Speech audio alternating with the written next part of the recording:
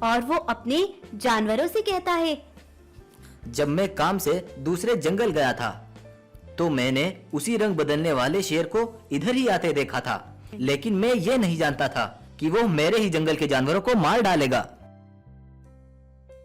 और गुस्से से भरा सफेद शेर दौड़ता हुआ उस रंगीन शेर के पास जाता है और उसे जान से मार डालता है।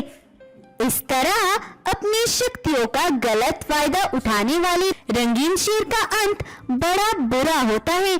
तो भगवान ने अगर आपको अच्छी एबिलिटीज दी है तो आपको उनका यूज सही कामों के लिए करना चाहिए, ना कि बुरे कामों के लिए। तो अगर आपको आज की हमारी कहानी अच्छी लगती है तो इसको लाइक, शेयर एंड सब्सक्राइब करना ना भूलें। Thank you.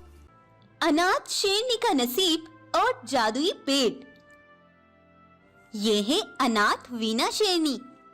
यह शेरनी चलती चलती भटकती हुई इस जंगल में आ गई।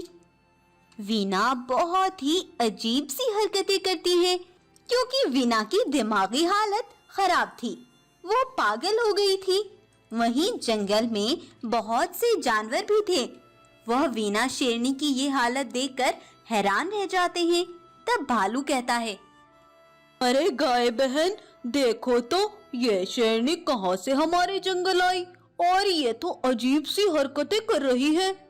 ना जाने कहाँ से आई है, ऐसा लगता है मुझे तो जैसे ये पागल है। चलकर देखता हूँ इसे। तब भालू वीना शेरनी के पास जाकर पूछता है, और शेरनी, तुम कौन हो और कहाँ से आई हो? कुछ देर तक तो शेरनी उसे देखती रहती है, कुछ नहीं कहती। फिर भालू उससे दोबारा यही बात पूछता है। तब वो कहती है, मुझे कुछ खाने को चाहिए, तुम मुझे भोजन लाकर दे सकते हो? और मुझे हाथ मत लगाना, नहीं तो जल जाओगे।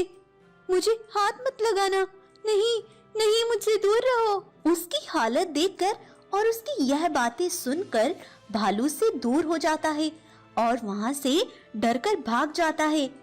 अगले दिन फिर वह शेरनी एक पेड़ के नीचे खड़ी सारे जानवरों को देख रही थी। तभी एक गाय उसके पास आकर पूछती है, तुम ऐसे क्यों खड़ी हो? तुम्हें क्या चाहिए? हमारे जंगल में तुम क्या कर रही हो?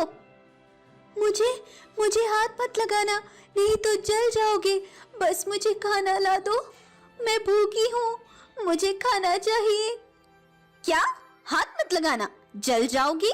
लेकिन तुम्हें हाथ लगाने से मैं क्यों जल जाऊंगी भला? अपना भोजन खुद तलाश करो, मैं तुम्हारी नौकर नहीं हूँ। शेरनी पर कोई रहम नहीं करता और ना ही उसे भोजन देता।